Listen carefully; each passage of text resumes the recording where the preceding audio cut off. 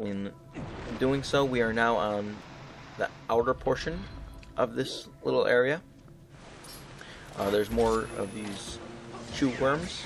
Now that we have the Clawshot, we can pull them out of their bubble, which is kind of cool, actually. And if you turn around, you'll notice there's another one of those platforms hanging from the ceiling. We want to use the bomb arrows to knock it down, and it'll fall on this geyser. And now Link can jump on top of this platform. The geyser will pull it up, and then Link can jump across.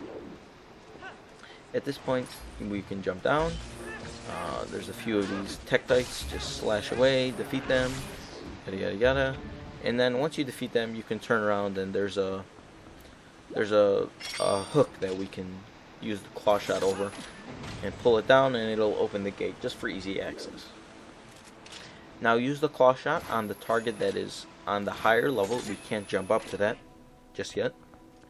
And go through the door. This room here, like I said, it's completely symmetric to the other side of the dungeon. And once you enter, there's 2 more chew worms.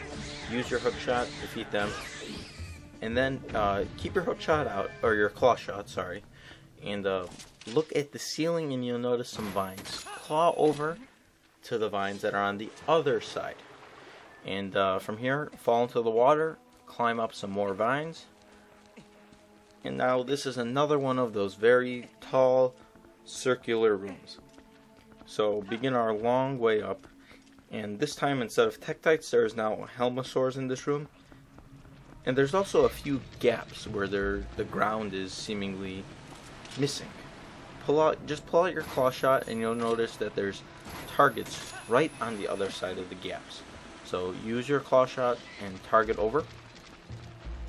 And continue scaling the room. It's another one of those long, tedious process. I suppose now that we use the Clawshot, it's not as useless, I suppose.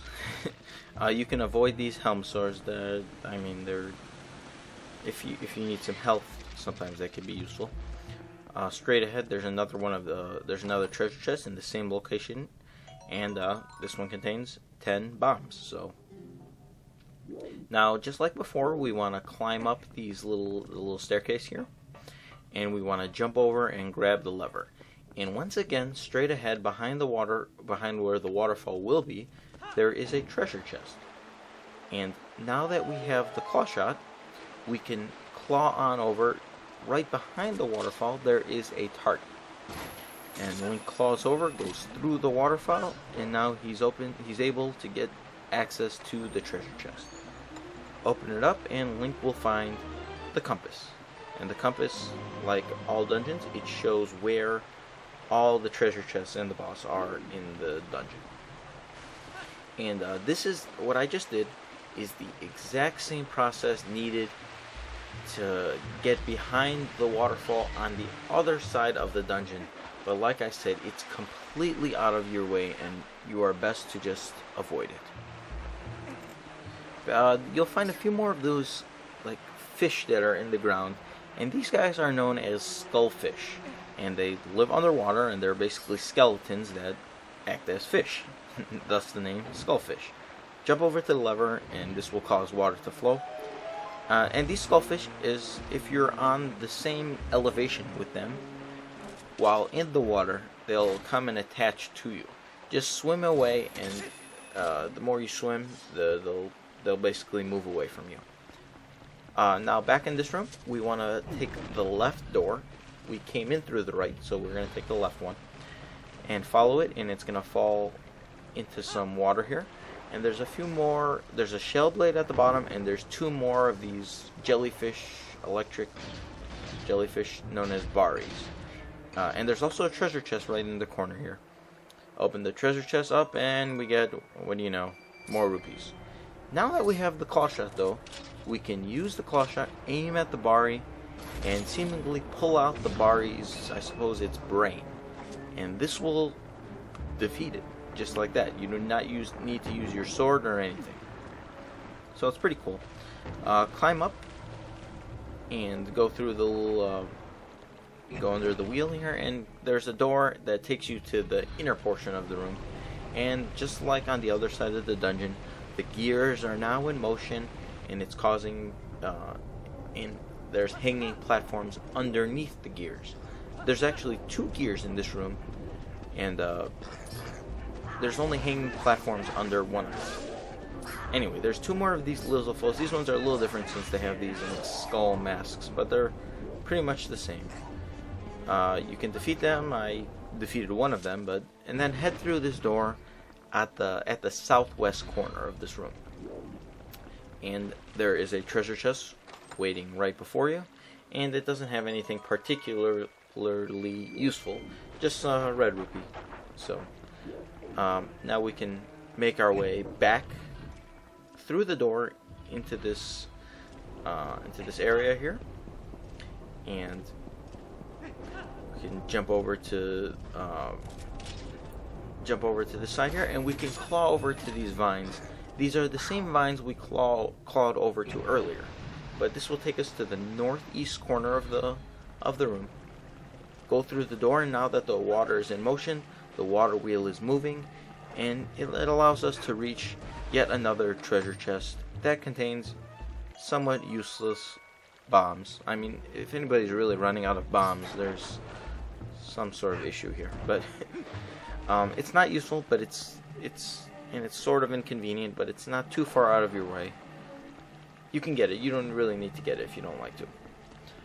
Anyway, now that we're back over here, we need to make our way all the way back to the room to the east and into this door just to get to this is the large like tower-like room we were in earlier.